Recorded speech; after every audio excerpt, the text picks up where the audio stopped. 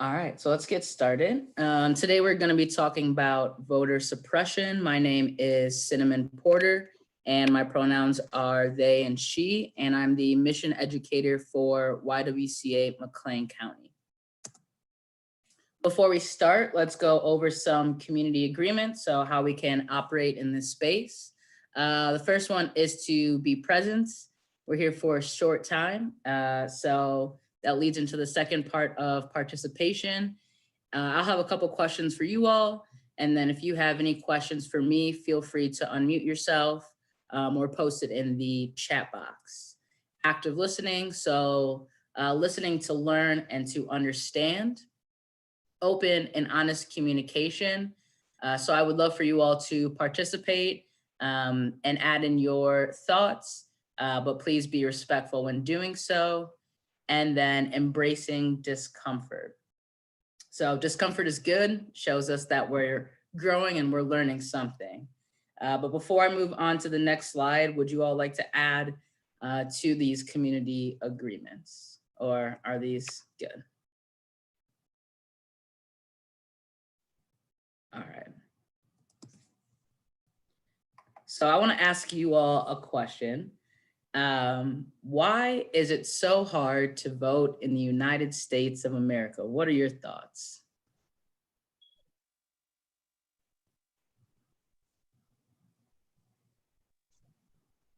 Go ahead.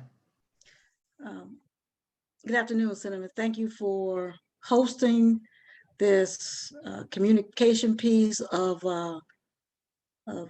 opportunities to learn and to encourage, as well as to share. So thank you. Getting to your question, why it's so hard to vote in the United States, I guess you may need to know how it is that is done abroad. But for the simple fact of responding to your question, we got a bad history. History precludes us, as to why it is so hard for certain ethnicities to be able to vote. Because for others, it hasn't been hard. And so I think that, history tells us that the idea or the analogy wasn't that for some Americans to be able to vote, like people of color and African Americans and the like, and those that have come from other places but has since became citizens. The path wasn't as clear, and still isn't clear. So I think that the question, goes to why it's so hard to vote in the United States by some and not by all. And that, as slaves, we weren't even, deemed to be humans. We were 3/5 of a person, which, how do you break me up to 3/5? I don't get it. Good question. You take a finger, you take an arm, I don't know. But I can use the other arm to be able to vote. I don't know. And I'm just being facetious right now, because this is a serious topic, and that, you go all the way up into today, and we still ain't got it right. It's still questions, as to my citizenship, as to my background, because in some states, you lose the right to vote for life. Something that you did yesterday, you pay for the rest of your life for voting, unless you want to leave your community, leave the state, and so forth. So it is just so hard for some, and because we still got that power struggle. Absolutely. And you made a lot of good points there, and we're going to touch on most of the ones that you talked about. So you're absolutely right. And I mean, this is only a 1 hour presentation, right? So we can't cover all the things, but I'm going to try to touch on, some of the highlights when it comes to voter suppression. And then we also had someone in the chat say opportunity. Yeah, opportunity does impact the ability to vote.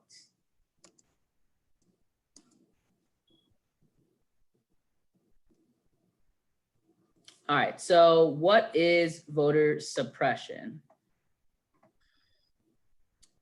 And Linda, you touched on it, but the definition is a strategy used to influence the outcome of an election by discouraging or preventing specific groups of people from voting.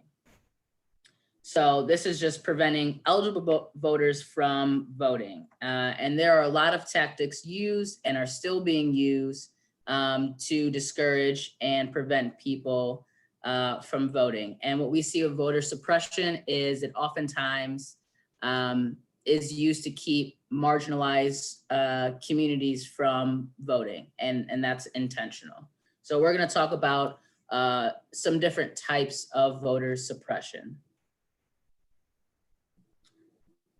So I've got some laid out here, and this is not an end-all be-all list, but I think these are the most prevalent types of voter suppression that we see.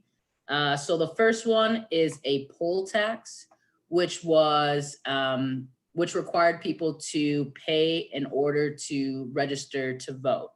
And this was a barrier for working class and poor folks. In the 24th Amendment that was ratified in 1964, that eliminated poll taxes, but 1964 was not that long ago. And I would even go as far as to say the costs that are incurred by trying to register to vote are almost a form of a poll tax. So the cost to get transportation, the cost to get an ID, the cost to get the government, things that you need in order to get an ID, things of that nature. So it was eradicated in 1964. Then we have literacy tests. So from the 1890s up until the 1960s, in a lot of Southern states, we saw them implement literacy tests. So they would test folks to make sure that they could read or write. And then this disenfranchised racial minorities, but specifically Black people. Next, we have the grandfather clauses. So what that was is if your grandfather had the right, then you also have the right. So this was to prevent Black people and their descendants from voting without disenfranchising poor white people from voting. Because even though you're poor, if you were white, right, your grandfather had the right to vote. So that was a way to get more white voters, but disenfranchise Black voters. And then we have gerrymandering, and this is something that we still see happening today, where a legislator will manipulate a voting district to try to favor one party or one class of citizens. So that's a way for them to, control what kind of votes they're going to get in an election. Another type, and one we've seen in this past election, was the closing of polling places or the consolidation of polling places. And so this happened a lot in marginalized, again, communities, either poor communities or communities of color. So what it does is it closes down a polling place in that community. And so now what barriers does it create? It creates longer waiting times when you get to the polls. It creates longer transportation times to get to the polls. And those things affect whether or not someone is going to vote. And then we also saw the shutting down of DMVs. And why DMVs are important is so that people can get the necessary identification in order to vote. So if DMVs are closing down in your town, you might not have the right identification you need to register to vote or to vote. Another one that we've seen historically and also in this past election is purging voters from the roll. And so this task is for our state elected officials, and it's a necessary task, which is to make sure that our voter registration rolls are up to date. So if someone passes away, if someone moves to a different state, our elected officials have to keep our voter registration data and records up to date. However, some states, particularly those in the South, go further and engage in something that could be considered unconstitutional, which is purging people from these roles solely because they have skipped voting in a number of elections. So basically what they're trying to say is, well, if you don't use it, if you don't use your right to vote, then you should lose it. But that's not what the Constitution says. It doesn't say you must vote in every election to keep your right to vote. And so this impacts hundreds of thousands of Americans every year. So I'm trying to see. Oh no, this is for something else. But we see that this impacts people of color, folks with disabilities, older adults from registering to vote. And so if you don't check ahead of time to make sure that you're registered to vote, you go on the day of the election and they say, hey, you're not registered to vote. And some states don't have same day registration. So now you're out of luck and now you can't vote. The next one is voter ID laws, and this has become increasingly popular. So in 34 states, there's an ID requirement to vote at the polls. In Illinois, we do not have a voter ID law, except for when it's your first time voting ever. Then you do need to show identification, but then after that, there's no specific ID that you need to bring. But in 34 states, they have voter ID laws, but 7 states have super strict photo ID laws, which they require a specific form of ID to vote. And that's no exceptions. If you don't have the ID, you cannot vote. And so many Americans don't have access to this form of ID. And as I was researching about this, the data show that about 21 million Americans don't have these government issued photo IDs. So that is a lot of votes.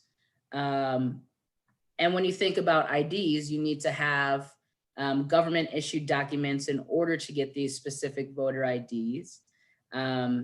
Obtaining these IDs costs money. So if you're on a fixed income, or if you're like most people living paycheck to paycheck, that might be outside of what you can afford to get that voter ID.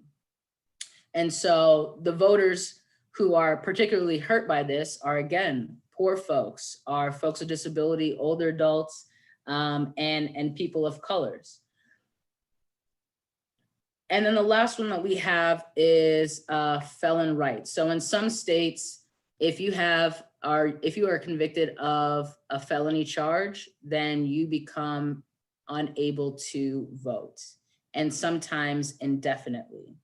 In the state of Illinois, you are still able to vote if you have a felony conviction. However, and I've ran across this in personal experiences, people with felony are told that they cannot vote, right? There's this miseducation that is spread that if you have a felony, then you cannot vote. Here in Illinois, you still can vote.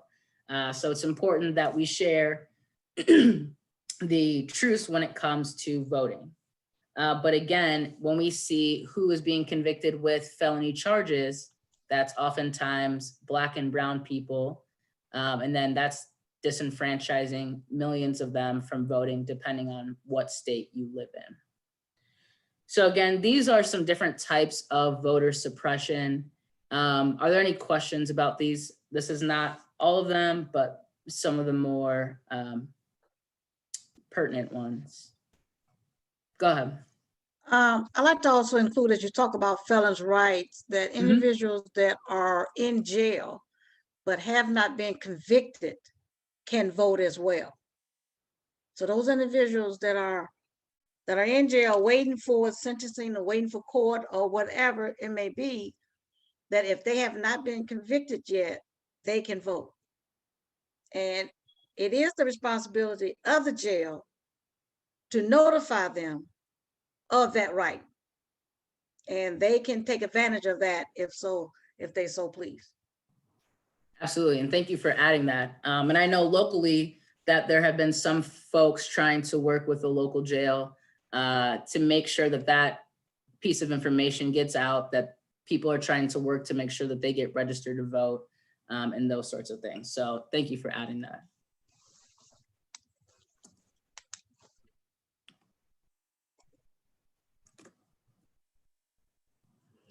All right, so now looking at some history of voter suppression. Again, we could talk about this for weeks on end, but we're just gonna hit some highlights here. So back at the inception and the foundation of the United States of America, voting was limited to property owning white men. So if you didn't fall into that specific category, you did not have the right to vote. And this continued on for a very long time until we get to the 15th Amendment, which was passed in 1870, and that gave Black men the right to vote. However, as we were just talking about those different types of voter suppression, even though the Constitution says they have the right to vote, Black men, states would put in different laws and different requirements that would create barriers for Black men to exercise their right to vote. So on paper, yes, you can vote, but in actuality, no, you can't vote. And another type of voter suppression that I didn't put on there would be harassment or intimidation at the polls. And that's something that we saw a lot of as well. And so one example of being able to have the right to vote, but not being able to exercise this was in Louisiana in 1900. So Black voters, when we think about being purged from the voting rolls, they had 5,320 Black people on the voter registration, even though they comprise the majority of the state's population. So 5,000 isn't that much, but 10 years later, so by 1910, only 730 Black people were registered to vote. So we started with 5,000, which it should have been much higher, and then was 10 years later, all the way down to 730. And that came from purging voters from the roll. So in 1870, Black men gained the right to vote. It is not until 1920, so that would be 100 years from today, the 19th Amendment was ratified, which gave women the right to vote. However, we know that it wasn't all women. It was basically white women who were given the right to vote. Black women and brown women still did not have equal access to the right to vote. So that is 1920. We're still seeing these different types of voter suppression until we get to 1964, which is the Voting Rights, or 1965, the Voting Rights Act of 1965. Well, 1964 and 65. But some of those different types of suppression, like the poll taxes, were made illegal through the Voting Rights Act. However, what we see then is Jim Crow laws being passed. And so Jim Crow laws created even more barriers, again, specifically for Black and brown people to exercise their right to vote. And we see a lot of this specifically happening in the South. I'll touch on the social media piece in a minute, but I wanted to give you all a few examples of recent times where we've seen some voter suppression. So in 2002, the New Hampshire Senate election had a phone jamming scandal where basically Republican officials called the Democratic Party. They had a phone line so that people could gain access to vote. So like transportation. So if you need transportation, call this hotline and we will schedule a ride for you so that you can go to vote. What Republican officials did was jam up this phone line by calling repeatedly over and over and over again so that people could not access transportation, which meant that they could not vote. So that is one recent example of voter suppression. We see in Texas, they are one of the states with a very strict voter ID law. And it requires either a driver's license, passport, military identification, or gun permit to vote. But this was found in the courts repeatedly to be intentionally discriminatory. However, when it was found in the state to be discriminatory, it went to the Supreme Court, but Jeff Sessions, or went to the Department of Justice, and Jeff Sessions was in charge of it and struck it down and says, no, this is constitutional. Texas can keep their voter ID laws the way that they have it. And in Wisconsin, they also have a voter ID law, and a federal judge found that their voter ID law was too restrictive and led to, quote, real incidents of disenfranchisement, which undermine rather than enhance confidence in elections, particularly in minority communities. So these voter ID laws, and again, this is kind of one of the most popular versions of voter suppression that we see current day, has been found to be discriminatory and disenfranchising to different minority communities. And then social media, I think it's an important piece because of how important and ingrained social media is in our daily lives, but particularly when it comes to elections. We saw this in the last presidential election and then the current one in 2020. But research shows that Facebook is the leading social media site to post incorrect information when it comes to voting and voter registration.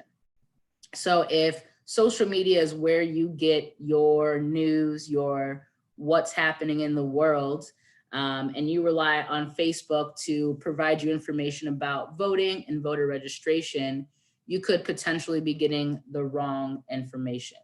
And then that again leads to voter suppression.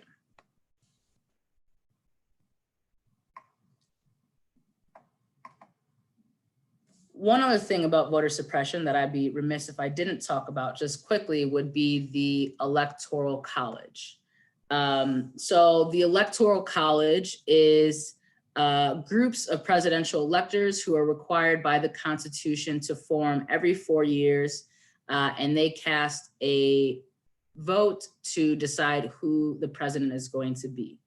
So we have the popular vote. So when you and I go out and we cast our ballots, that's the popular vote. But then each state, and you can take a look at the graphic below, each state, so you see Illinois has 20, we have 20 electoral votes to decide who we want to be president. What we saw in 2016 is that it was Hillary Clinton versus Donald Trump, and Hillary Clinton won the popular vote. So the majority of people in the United States says, hey, we want Hillary Clinton to be the president, but the Electoral College did not agree with and did not vote with the popular vote, and instead voted to elect Donald Trump. And so when we think about voting, we think one person, one vote, right? But that's not how it works with the Electoral College. There's 270 votes, or there's 270 votes required to become the president of the United States. And so what we saw in 2016 is something that people call faithless electors. So basically people who cast an Electoral College vote against the popular vote. We also saw another case of this in 2000 as well. And so some people have been talking about trying to eliminate the Electoral College and stay true to one person, one vote. But that would require a constitutional amendment. And so what we've seen is that some states are working together on something known as the National Popular Vote Interstate Compact, which basically says, if you sign on to this, these states agree and their electors agree to vote with the popular vote. And so at this stage, 14 states and the District of Columbia have adopted and signed on to this compact. So those 14 states equal, and the District of Columbia equal 189 Electoral College votes. So that's 70% of the 270 votes needed. So that was pretty interesting to read, and something that I will definitely keep following, that you all might be interested in following as well.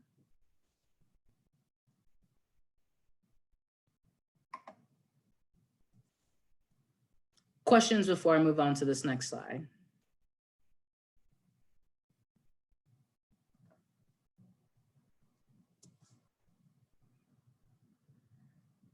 So voting this year was interesting, as we were in the middle of a global pandemic. So I wanted to talk a little bit about COVID-19 and voting. But I wanted to open up a question to you all, which was, what was your experience if you did vote, voting during COVID-19? And I could start. I went and voted early, as I typically tend to do. It was a pretty smooth process. And I did not do the mail-in ballot. I know that a lot of folks did, but I went to vote in person. So my experience was pretty good. It was a little nerve-wracking because it was at a very big place, but overall it went pretty well. So what was it like for you all to go vote? It was pretty good for me. I took me and my mom, and then my son went to help assist with her. Can't wait until my daughter starts voting, but we did the early voting at the mall. When we went, it was kind of a line, but they were the people that were volunteering, or because some people get paid, some people volunteer, but they were really nice and patient and helpful. Bloomington side did have a longer line than the normal, and then the outer, counties. But they allowed her to sit up there, and I stood in line and waited until we got up, and then they let us use the handicap.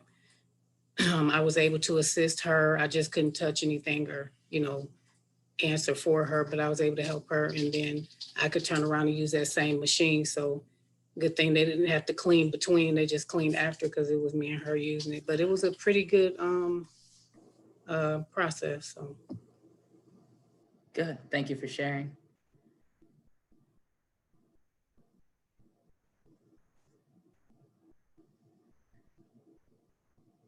So with this past election, we had someone in the comments say mail-in ballot for me. That's awesome. I know that there was some difficulties, especially in the beginning of the election when it came to Bloomington, that some of the first mail-in ballots that came out were missing 2 judicial races. So that was not good. So the county had to send out an additional ballot. And actually the person that lives below me, they were doing a mail-in ballot, and I told them about that. And sure enough, their mail-in ballot did not have those 2 judges on it. So I'm glad that I was able to have that conversation and just let them know, hey, be on the lookout for a second one. Because that could have definitely been confusing had they have not known why they were getting a second ballot. But what we saw is that over nationally, a 66% turnout, which we would want it to be higher, but it is better than it has been historically. So that's good. And I hope we continue to get voter engagement and turnout up. However, when it came to voting, a lot more people requested mail-in ballots because of COVID-19. And so our United States Postal Service had to put in a lot of extra work. So thank you to them for all the hard work that they put in. However, they did not have the adequate resources, and they asked for an increase in resources. However, President Trump said that he would not approve more funds as he wanted to prevent an increase in mail-in ballots. And so you could see how that would lead to potentially mail-in ballots not being turned in on time, things of that nature. We saw in Iowa that their postal service, they had mail sorting machines that were being removed. So if these are being removed, that makes it even more difficult to make sure that these ballots are being sent off in time. And then in a state like Iowa, it's a swing state, so that would potentially affect the election. And as many of you have seen, there have been calls of fraud when it comes to mail-in ballots, and either to stop counting the ballots, excuse me, and stop counting the ballots, or to continue counting the ballots depending on which state you are in. And so that's a continuing conversation. But what's interesting is mail-in ballots have always been used, but we've seen that the current, or we'll say current for now, presidential group has said that mail-in ballots are fraud, even though in previous elections they have used mail-in ballots. So we'll continue following that and see where it goes from there. And it will be interesting to see how the next presidential election works, and hopefully there's some reform when it comes to mail-in ballots and then voting in person as well. So that's a bit of an overview of voter suppression. So the question is, what can we do? Because there is a lot that we need to do. So some of the things that we as individuals can do is to either become a poll worker. So being there on election day, helping people cast their votes, become a deputy registrar. So being able to register people to vote. And I actually went through that training maybe a couple of years back through the local NAACP. And that was great. Like, I had all the information in my car all the time and was constantly asking people, are you registered to vote? Are you registered to vote? And it's something quick and simple to do. You just do this one-day training, and it's awesome because then you can register a lot of people to vote. So that's how we can get voter turnout and engagement up. On a either national or statewide or local level, we can canvass for candidates. So getting out there, talking with community members about potential candidates that are running, talking to people and our community members about what their needs and what their wants are. And that's a good way to build community as well. Information sharing. So spreading true information and trying to dispel the misinformation that is out there. So when we talked about, here in Illinois, that people with felony convictions can vote, making sure that people know that, letting people know that in Illinois, you can register on the same day and vote. So different things like that. And then another thing that we can do is transportation for voters. I know that that's sometimes hard for people. So offering up your own car, or here Connect Transit was doing free rides to the polls and other ride sharing services.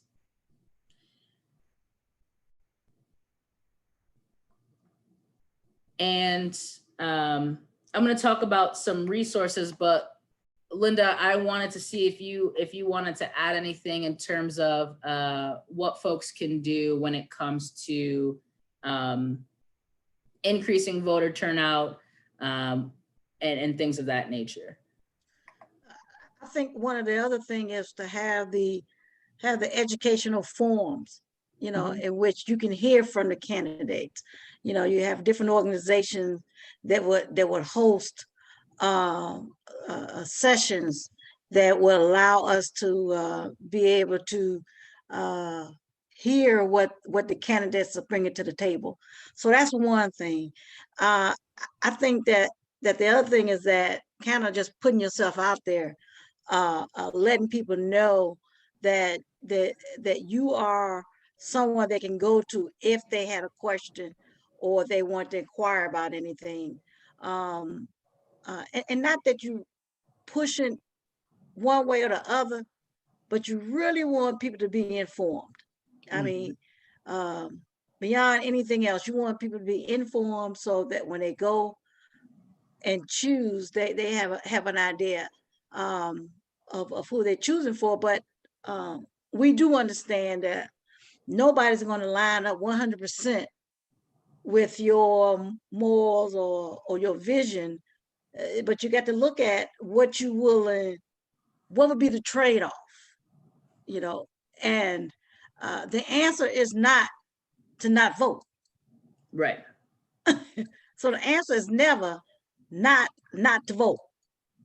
So we want to encourage that. We want the different organizations to come together and be encouraging and be on the same accord as far as making sure that there are entities, like you said.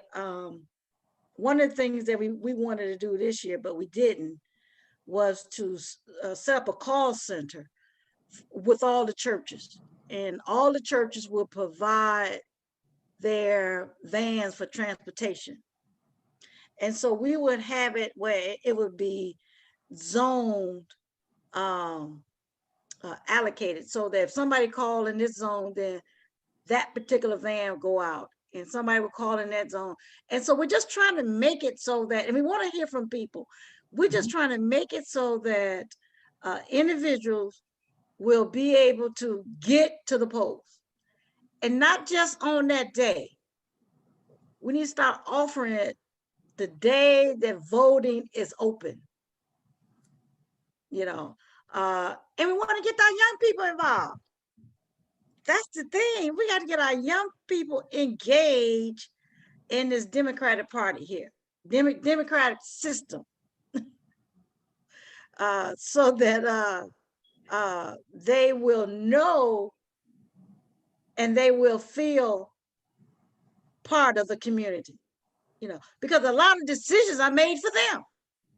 Absolutely. And yeah, sometimes we hear with younger voters, my voice doesn't mean anything, or they don't represent me. They don't know what I want and need, but that's why we got to go talk to our elected officials, those running, and your voice does absolutely matter. And I like what you said about putting yourself out there in terms of someone to, to share information. And what I say to people is, If you've got a question, I'll have an answer, but if I don't have an answer, I will find someone who does have the answer.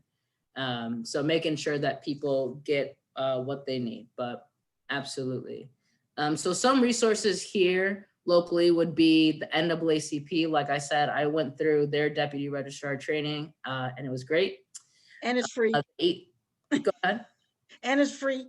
And it's free. Yeah. Just your time. The ACLU, they do a lot of work around making sure that voter suppression does not happen. We have the League of Women Voters. And then there's this organization called rockthevote.org. And they do a great job of trying to connect with the youth and get them engaged in voting. So that's a good organization to check out.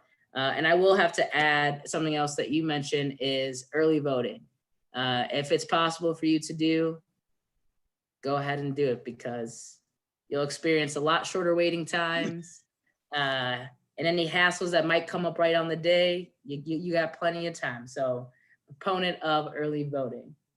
But those are some resources here, as well as the YWCA, McLean County. We've done a lot of, hosting candidate forums, as you mentioned, making sure that people have the information they need when it comes to voting, as well as being a voting poll place. So I'll just end with this, which is, do you all have any questions or any other things that y'all would like to add in? I would just like to add in that even though for the presidential election is every 4 years, there's an election every year somewhere. And so those are the ones that are important as far as on the local level. So I didn't know if you wanted to touch base on that, but we want people to be engaged, not every 4 years, every year. Right. We have one coming up, April 2021. Yes. So, and I live in Bloomington, and there are a lot of seats up right now that people will be running for. So definitely stay informed. I love those candidate forums because you get to ask questions and hear what their ideas and visions are for the community. So definitely go ahead and make sure you listen to those. But if there are no other questions or comments, this is my contact information. So if you have any other questions, want any additional trainings or webinars, you can send me an email at cporter@ywcamclean.org. Again, my name is Cinnamon Porter, and I appreciate you all logging on here for this webinar about voter suppression. Thank you. All right, thank you. And if y'all don't have anything else, I'm gonna go ahead and end this stream.